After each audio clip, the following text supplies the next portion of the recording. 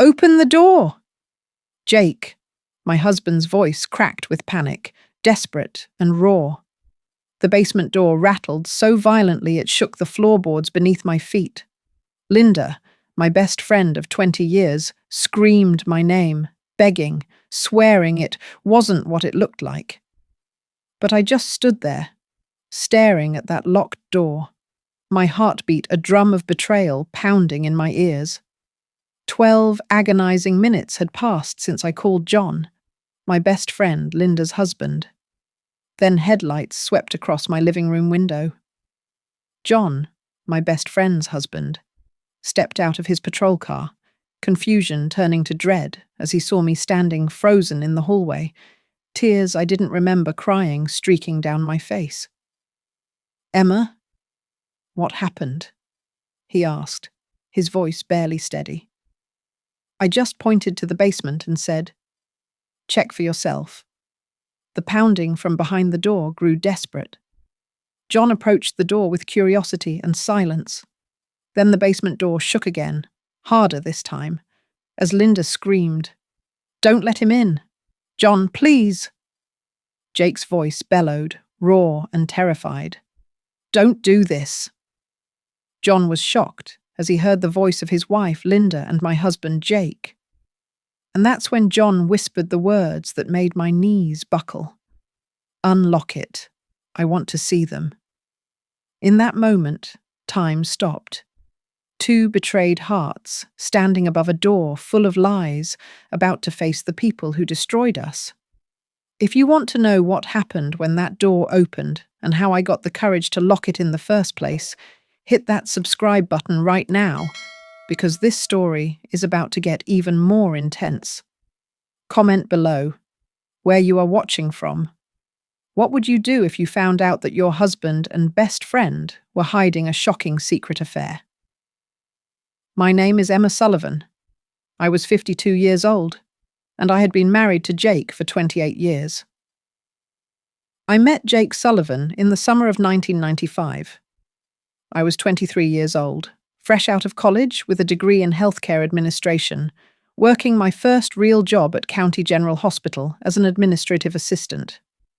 Jake was 25, a junior accountant at a mid-sized firm downtown, still studying for his CPA exam on nights and weekends. We met at a mutual friend's backyard barbecue. I noticed Jake immediately, not because he was the loudest or most charismatic person there, but because he was sitting alone on the porch steps, balancing a paper plate on his knees while reading a Stephen King novel. I was curious about someone who'd bring a book to a party, so I approached him. "Good book?" I asked. Jake looked up, startled, then smiled. Better than my small talk skills, apparently.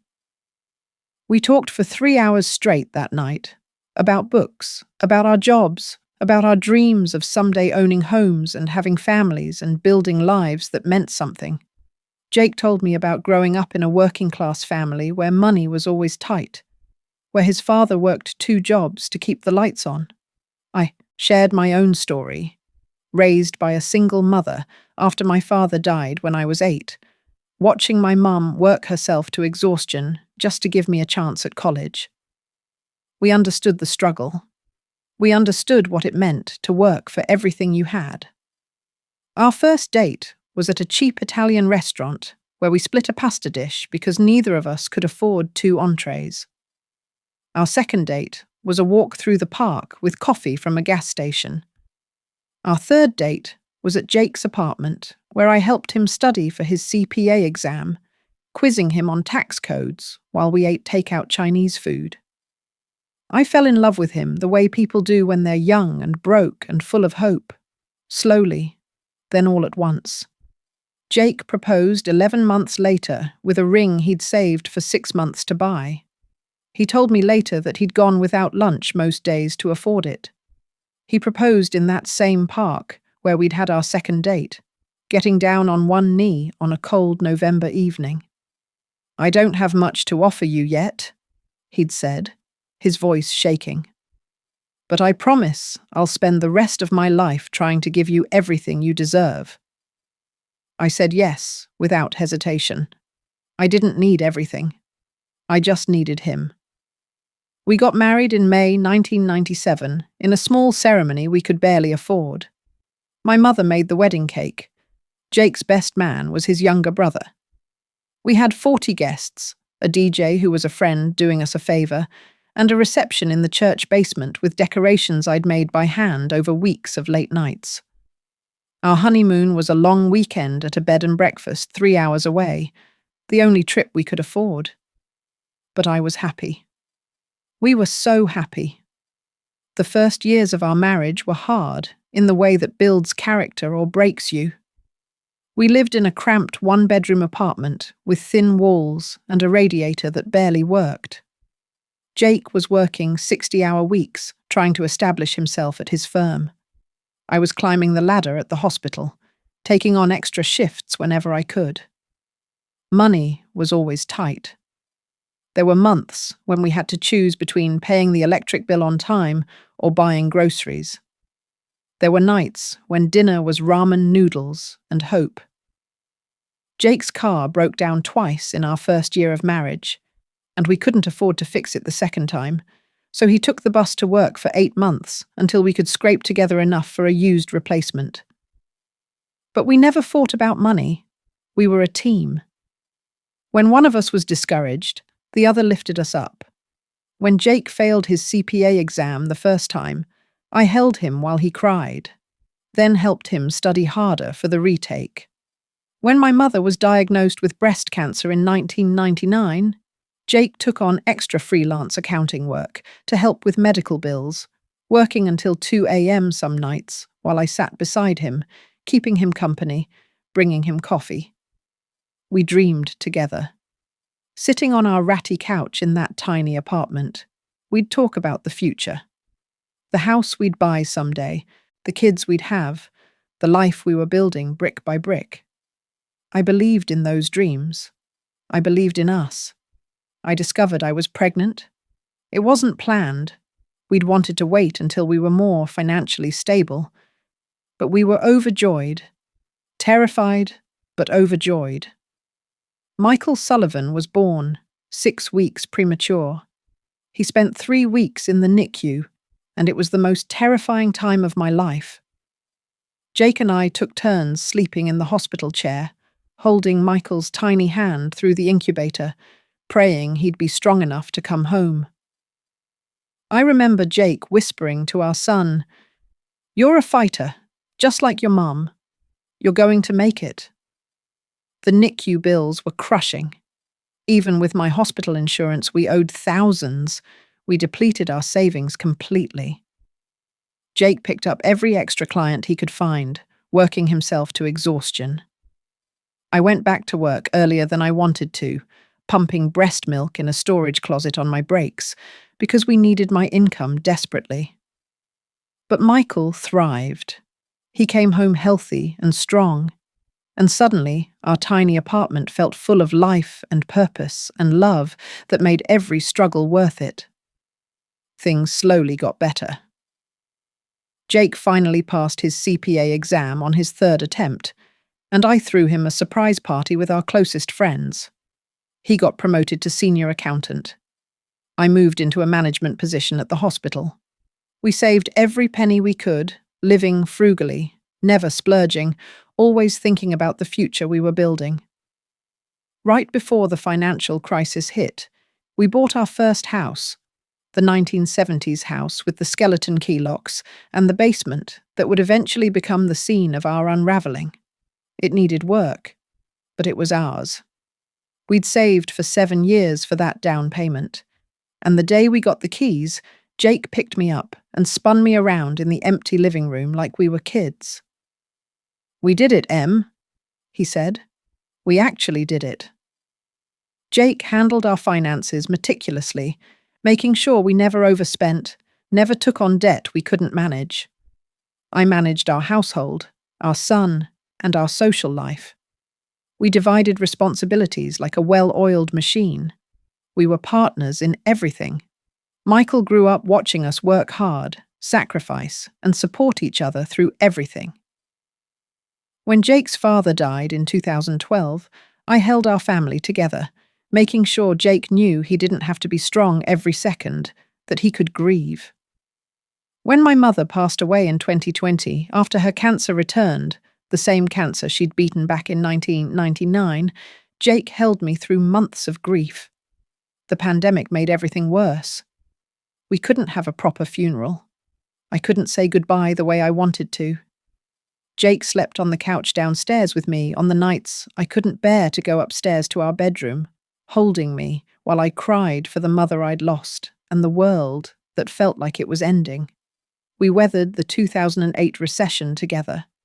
We survived Jake's job loss in 2014 when his firm downsized, and my income carried us through 6 months of unemployment until Jake found something better.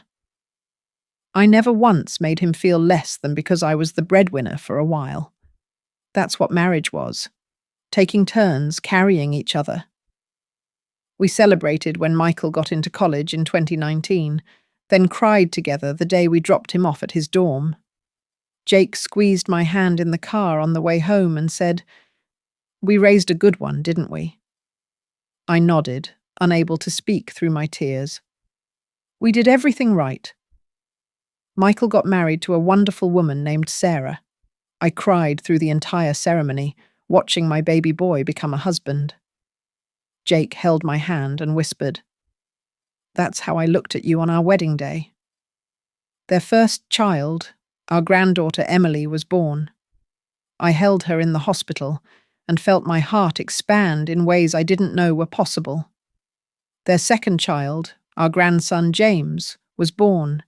Michael and Sarah had built their own little family, and they visited us once in a while with the kids, filling our house with the noise and laughter it had been missing since Michael moved out. We'd made it. Michael had his own family now, my beautiful grandchildren, who I loved more than I thought possible. Jake's accounting business. He'd started his own small firm and was doing well. I'd risen to a senior administrative position at the hospital. We'd paid off our mortgage 2 years early, through sheer discipline and sacrifice. We'd won. We'd survived everything life threw at us. We'd built exactly the life we'd dreamed about on that ratty couch in our first apartment 28 years ago. I remember the night we made that final mortgage payment. We celebrated with champagne, toasting our hard work, our dedication, and our partnership. Jake raised his glass and looked into my eyes. "To us," he said. 30 years of building something that lasts. I clinked my glass against his. To us. I thought we were celebrating the beginning of our rewarding years, the time when we could finally relax, travel, and enjoy the fruits of decades of labor. I thought we'd earned our happiness ever after. I was wrong. What I didn't see was that somewhere along the way, Jake had stopped seeing me as his partner and started seeing me as his routine. The struggle that had bonded us had ended, and without it, Jake didn't know what we were anymore. He'd started working from home 3 days a week, claiming it saved gas money and gave him more flexibility with client meetings. I thought it was practical, smart even. I encouraged it. I didn't know it gave him time. Time to text Linda when I was at work. Time to let Linda come over when I had afternoon shifts at the hospital. Time to build something secret in the spaces I had trusted him to fill with loyalty. Linda had been in our lives since 2004, when her oldest child was in the same kindergarten class as Michael. We'd bonded over juice boxes and playground duty, over teacher conferences and class parties. She'd been there through my mother's illness in 2020, bringing casseroles and sitting with me during those dark pandemic days when the world felt like it was falling apart. She'd been there through when Jake lost his job, helping me stay positive when I was terrified. She'd been there at Michael's wedding, crying happy tears with me. She'd been there through every milestone and crisis. She was my best friend. My sister is everything but blood. I never suspected. Why would I? Jake and I had survived everything together. He'd promised me on that cold November evening in 1996 that he'd spend the rest of his life trying to give me everything I deserved. I thought he'd kept that promise. I thought our love story was the kind that made it, the kind that beat the odds, the kind where two poor kids grew up and built something beautiful together. I was wrong. The cruelest part, the part that still makes me sick when I think about it, is that Jake and Linda's affair started 6 months ago, in the spring, right after we'd made that final mortgage payment. 2 weeks after we'd toasted to 30 years of building something that lasts. 2 weeks after I'd told Jake I loved him more than ever, that I was so proud of us. 2 weeks after I'd felt, for the first time in decades, like I could finally breathe. The struggle that had made us strong had also made us complacent. Or maybe it had just made me complacent. Maybe Jake had been restless for years, and I'd been too busy keeping our lives running to notice. Jake felt like he'd given everything to building our life, his 20s, his 30s, his 40s, and now, at 53, with financial security finally achieved, he wanted something that felt exciting, forbidden, new. Linda, dealing with her own midlife crisis and a marriage to John that had become comfortable but passionless, wanted the same thing. Neither of them thought about what they were destroying. Neither of them counted the cost of their selfish choices. Not until I opened that basement door. Not until I saw 28 years of promises, 28 years of sacrifice, 28 years of choosing each other every single day, shatter in a single moment. The man I'd helped study for his CPA exam was tangled up with the woman who'd held my hand at my mother's funeral. The life I thought we'd built together was a lie, and I was 52 years old, standing at the bottom of my basement stairs, realizing that the person I'd trusted most in the world had been betraying me in our own home. That's when something inside me broke, but it's also when something else, something I didn't know I had, woke up. That afternoon felt completely normal. I drove home with the windows down, enjoying the October breeze. I was looking forward to maybe reading that novel I'd been putting off, starting dinner early so Jake and I could eat on the back porch and watch the sunset, enjoying the peace and quiet of an empty house.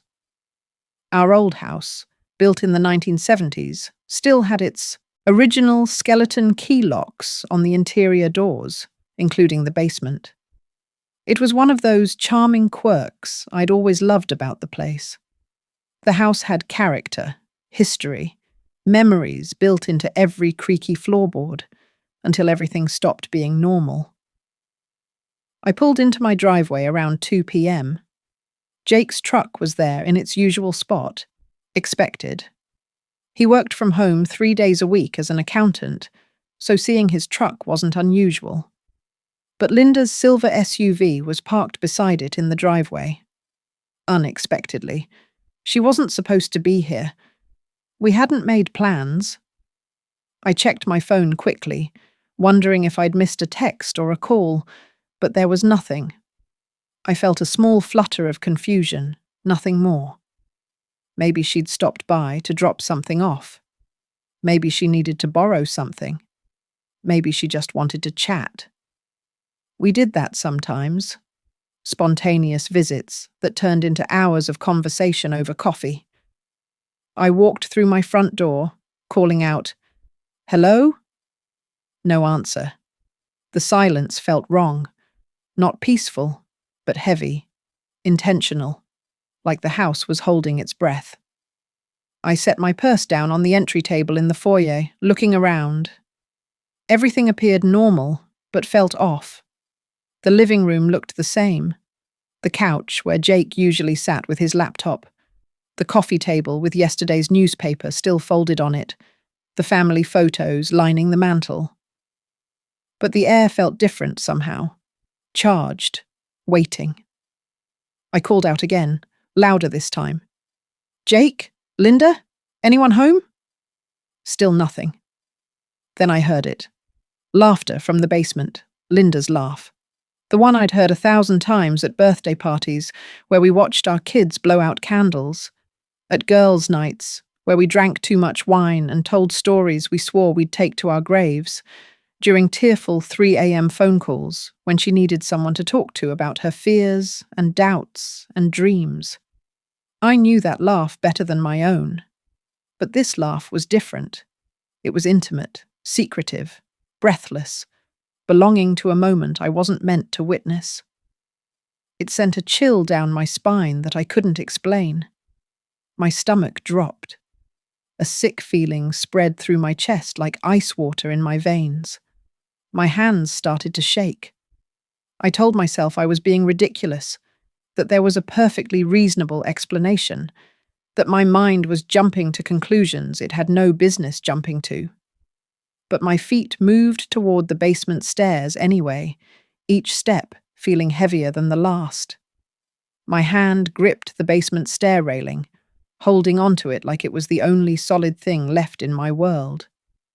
The wood was smooth under my palm, worn down by decades of hands just like mine. I descended slowly, carefully, trying not to make a sound. The voices got clearer with each step. His low rumble that I'd heard whisper, "I love you," every morning for 28 years. Her familiar giggle that usually made me smile. Not today. The basement door was slightly ajar, light spilling through the crack. My heart pounded, so loud I thought they'd hear it, thought it would give me away. I paused at the bottom of the stairs, my hand on the doorframe, every instinct screaming at me to turn around, to go back upstairs, to not look, to preserve whatever innocence I had left. But I couldn't. I had to know. I reached out, my hand trembling as I pushed the door open wider, and there they were. On our basement couch, the one we'd picked out together at that furniture sale 5 years ago, the one Jake and I had laughed about haggling down to half price, the one we'd carried into this house together, arguing about which angle looked best. Clothes were scattered across the floor like evidence at a crime scene. Linda's blouse, the purple one I'd complimented just last week when we met for lunch. Jake's belt, unbuckled and tossed aside. His shoes kicked off carelessly. Jake's hand was tangled in her hair, her body pressed against my husband in a way that left absolutely no room for misunderstanding, no space for innocent explanations, no possibility that this was anything other than what it looked like. 28 years of marriage, 20 years of friendship, obliterated in a single frozen image that would be burned into my brain forever. Time stopped. The world stopped. Everything I thought I knew, everything I'd built my life on, crumbled to dust in that moment. The moment they saw me, Jake's eyes went wide with absolute horror. Linda's face drained of all colour, going from flushed to ghostly pale in an instant. The shock, the guilt, the terror spread across both their faces like spilled ink, staining everything. Jake's mouth opened, but no sound came out. Linda gasped, scrambling to cover herself, her hands shaking as badly as mine were. I didn't scream. I didn't cry. I didn't say a single word. I just stood there for what felt like an eternity, but was probably only 3 seconds, watching them realize they'd been caught, watching their worlds fall apart just as mine had. Then I stepped back, pulled that door closed with a soft click, and quietly walked back up the stairs. My legs moved automatically, one foot in front of the other, though I couldn't feel the floor beneath me. Something inside me had shattered. My heart, my trust, my entire understanding of my life, but I was still standing. And that's when the coldness set in. That's when I stopped being the woman who would collapse and cry. That's when I became someone I didn't recognize, someone who knew exactly what to do next. I walked up those basement stairs, my legs somehow still working despite the earthquake inside me. Each step felt mechanical, automatic, like my body had disconnected from my brain and was operating on some primal survival instinct I didn't know I possessed. Behind me, I heard sounds of panic, scrambling, hushed, urgent voices hissing at each other. I could picture them frantically grabbing at clothes, trying to make themselves presentable, trying to figure out what to say, what lie they could possibly spin that would make this okay. But there was no lie that could fix what I'd just seen. I reached the top of the stairs, and my hands, 52 years old, weathered from raising a child, building a home, working countless hours to contribute to a marriage I thought was solid, moved on autopilot. My mind was blank, empty, like someone had taken an eraser and wiped away everything I thought I knew about my life. I walked down the hallway to the old antique drawer where we kept the spare keys. My grandmother had given us this drawer decades ago, and it had always been our catch-all for random keys, old receipts, takeout menus. I opened it with hands that weren't shaking anymore. The shock had settled into something colder, something harder. I found the skeleton key for the basement door, one of those old-fashioned keys our house still used, a relic from when the house was built in the 1970s. It felt solid, heavy, and cold in my palm. Real. More real than anything else in that moment. My hands were steady now, steadier than they should have been, steadier than they'd been in years. It was like all the trembling, all the uncertainty I'd carried through life had crystallized into this one moment of absolute clarity. I walked back to the basement door and slid the key into the lock. I turned it slowly, deliberately, and it made a click that felt final, irreversible, like the sound of a coffin closing. The lock caught, solid, permanent, exactly what I needed it to be. There was a beat of silence from below. They'd heard it. They knew what I'd done. Then footsteps thundered up the basement stairs. Jake reached the door and tried the handle, rattling it uselessly. "Emma?" His voice was small, scared. Nothing like the confident husband who'd kissed me goodbye this morning. Then realization hit him, and his voice changed, became desperate, panicked. "Emma! Emma! Open this door!" The doorknob rattled violently, the whole door shaking in its frame. Linda's voice joined his, high-pitched and frantic. "Please, Emma, please, let me explain." I stood on my side of that locked door, staring at the wood that separated us, and finally spoke. My voice came out calm, cold, unrecognizable to my own ears. "There's nothing to explain. I saw everything I needed to see. If you've ever had your entire foundation crumble beneath you in a single moment, hit that subscribe button, because what happened next, I never knew I was capable of." I walked away from their screaming, their pounding, their pathetic pleas. Each step down the hallway felt like walking through water, everything moving in slow motion. My kitchen. The kitchen where Linda and I had drunk countless cups of coffee at this very table, where we'd planned our kids' futures and shared our dreams and laughed until we cried over stupid jokes and wine-fueled confessions, now felt like a crime scene. Everything looked the same, but meant something different now. The coffee mugs in the sink, the calendar on the wall with our dinner date circled in red marker for next Friday, the framed photo of the four of us from our last vacation to the beach, all of us smiling, arms around each other, looking like the picture of friendship. All of it was a lie. I sat at my table with the basement directly below me. I could hear them through the floor. Jake's voice hoarse from yelling, Linda sobbing, begging me to listen. Then their voices turned on each other. I could make out fragments through the floorboards. Jake's voice. "I told you we should have gone to a hotel." Linda's voice. "Don't you dare blame this on me." The blame was already starting, the cracks in whatever sick bond they'd formed already showing. My phone was in my hand, trembling now that the shock was wearing off and the reality was settling in. My fingers felt numb as I scrolled through my contacts, past family members, past friends, past years of accumulated connections. I stopped at John's name, John Devlin, my best friend's husband, a good man who was about to have his life destroyed just like mine had been. I stared at his contact photo, him in his police uniform, smiling at the camera from some department barbecue last summer. He'd grilled hamburgers for all of us, told terrible dad jokes, made everyone laugh. I knew this call would destroy him too. I knew I was about to detonate a bomb in his life the same way one had just been detonated in mine.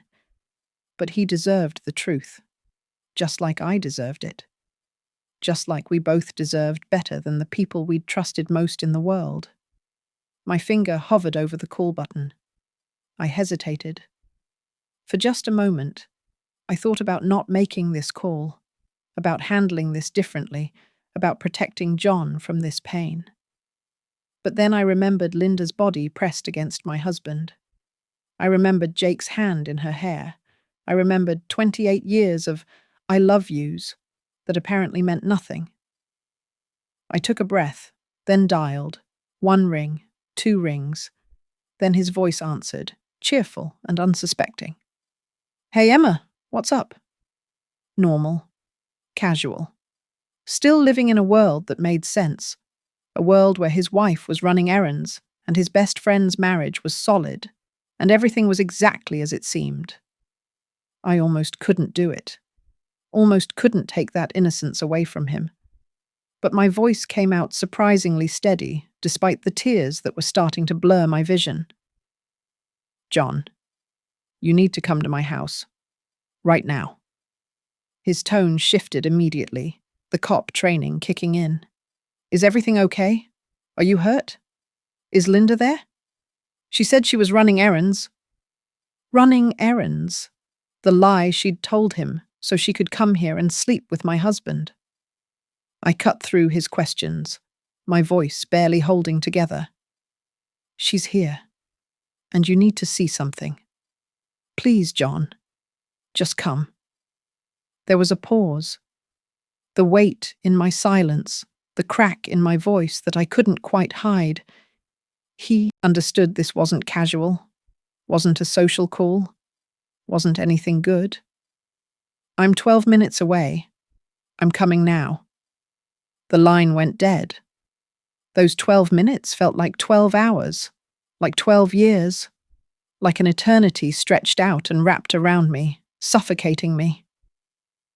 In the basement below, Jake's voice grew hoarse from yelling, from demanding I open the door, from trying to explain the unexplainable.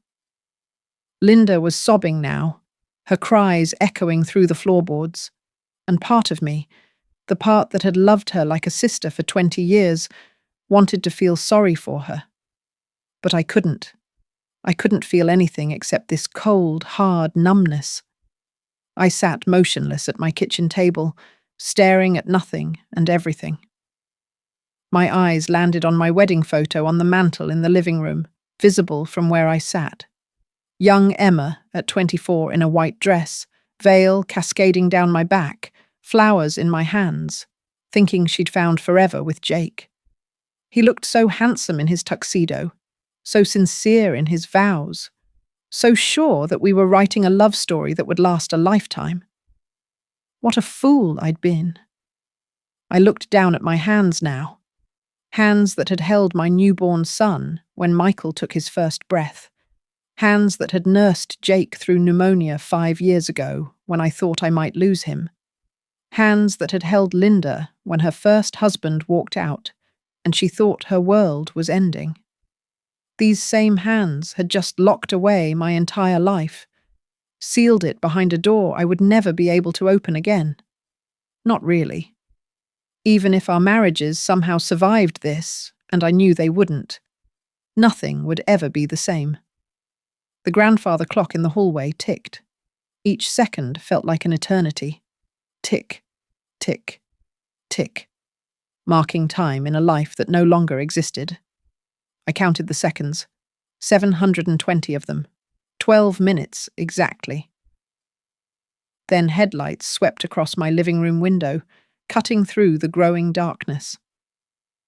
John's patrol car pulled into my driveway, the one with the county sheriff's department logo on the side. Those 12 agonizing minutes were finally over. I stood up on shaky legs and walked to the front door. I opened it, unable to speak, unable to form words around the stone lodged in my throat. Tears I didn't remember crying streaked down my face, hot and angry and heartbroken all at once. John stood there on my front porch in his uniform, still on duty, having probably broken every speed limit to get here. He stepped inside, and his cop instincts immediately took over. His eyes scanned the room, looking for danger, for whatever emergency had pulled him away from his shift. "Emma, what happened? Are you hurt?" I couldn't form words. My mouth opened, but nothing came out. So I just pointed down the hallway toward the basement door, my hand shaking. The pounding from behind the door grew desperate. They'd heard his voice, heard him arrive, and the panic in their voices multiplied.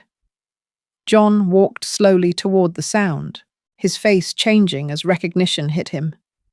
As understanding dawned, as the pieces started clicking into place in his mind, his wife's car in my driveway, my tears, my silence, that locked door.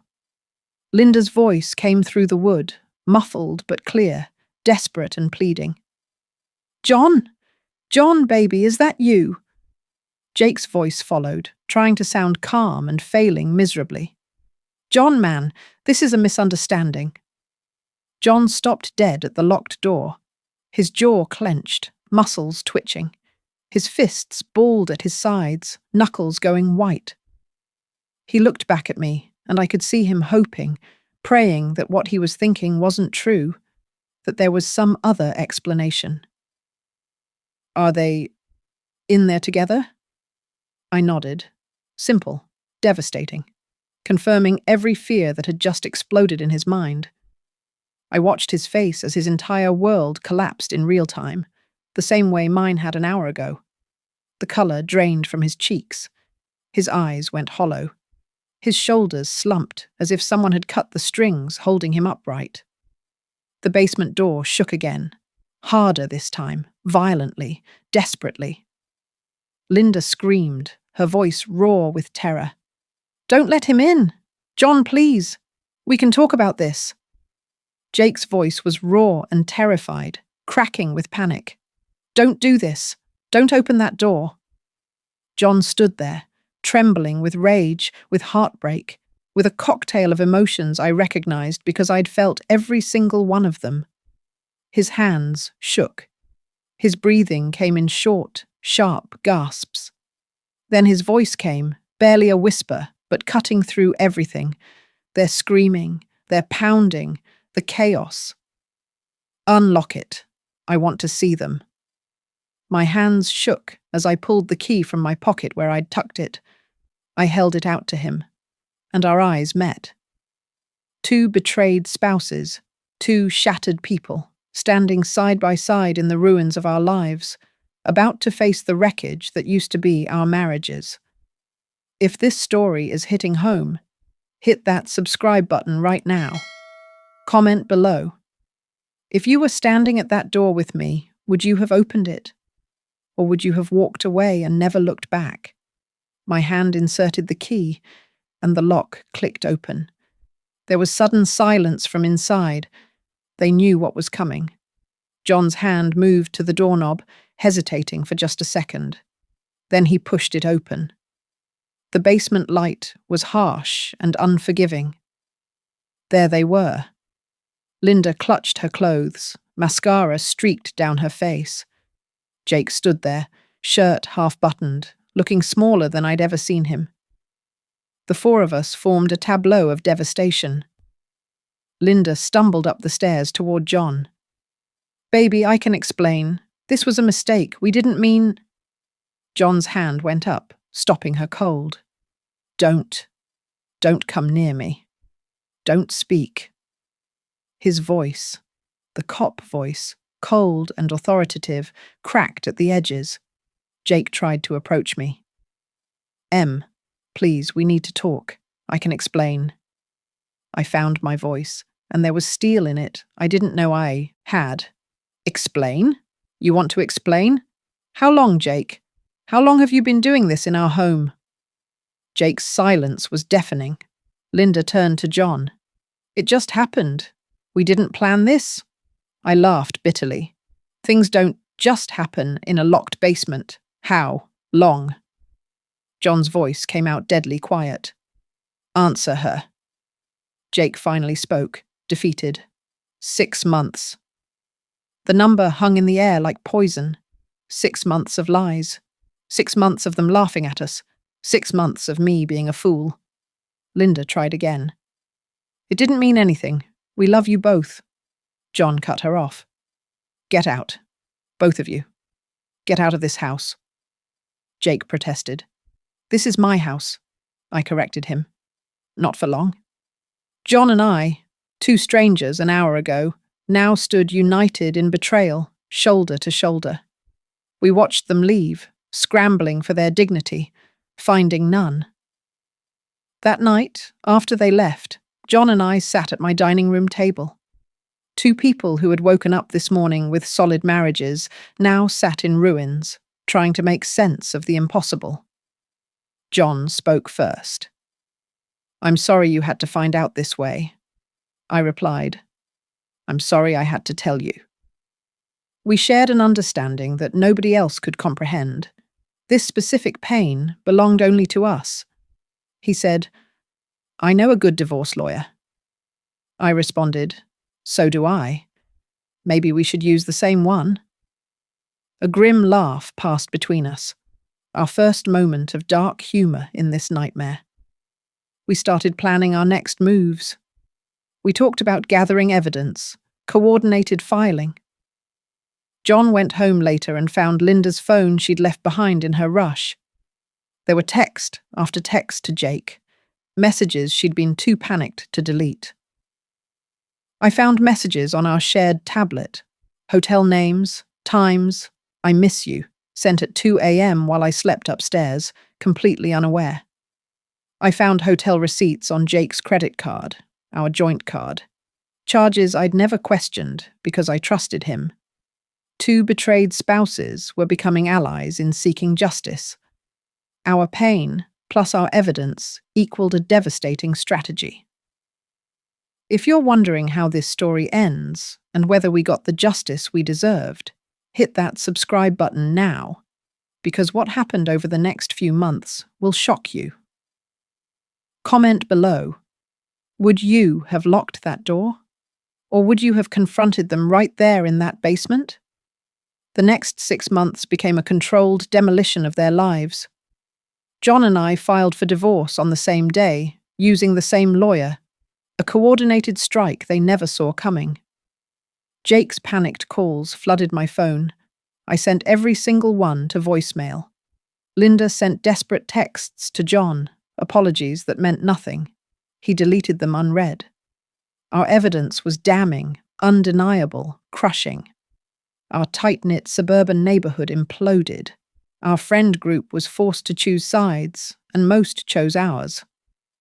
Linda's yoga studio started hemorrhaging clients. Nobody wanted to take classes from that woman. The whispers followed, her everywhere. Jake's own mother called him a disgrace and sided with me. That phone call, where she told me she was ashamed of her son, brought me to tears. Our son Michael was heartbroken and furious.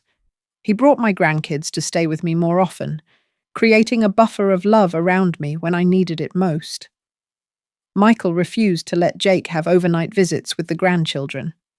One afternoon, my granddaughter looked up at me with her innocent eyes and asked, "Why doesn't Grandpa come anymore?" That question broke me more than the affair ever did.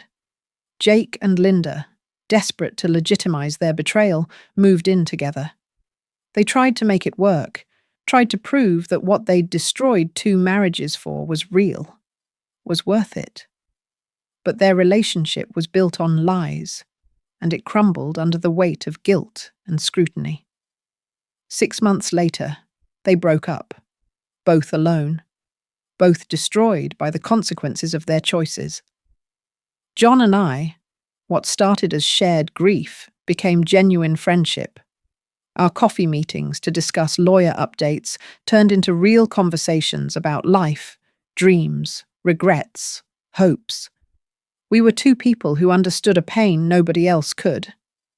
We discovered we actually liked each other, not just our shared trauma, but who we were as people. Months passed. We sat in parks, had dinner, and laughed again. I remember thinking one day, I'm 52, I thought my life was over. But there I was, feeling alive in ways I'd forgotten existed. One evening, John looked nervous.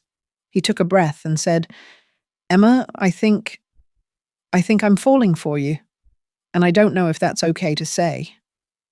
My heart, broken, taped together, still beating, stuttered at his words. I replied, I think I've been falling for you too, and I think that's okay. Our first real date was honest about the complicated, painful origin of our connection. We built something real, something clean, something neither Jake nor Linda could poison. 1 year later, we were both divorced, both healing, both impossibly grateful for each other. At 52, I discovered I wasn't too old to start over. I was exactly old enough to know what I deserved. People say your life can change in an instant. Mine changed in the time it took to turn a key. Standing outside that basement door was the hardest thing I'd ever done. But walking away from 28 years of lies was the bravest. Jake and Linda thought they were stealing forbidden moments. Instead, they freed me from a marriage built on sand. Last I heard, Jake was living alone in a rental across town. Linda moved 2 states away, starting over where nobody knew her story. Their relationship, the one they destroyed everything for, lasted less than a year. Me? I'm still at home. I refused to give up. I'm drinking morning coffee with a man who knows my scars and loves me anyway. John and I didn't plan to fall in love, but sometimes the worst betrayal leads to the most unexpected blessing. That day, I locked them in, darkness. But I walked into a light I didn't know was waiting.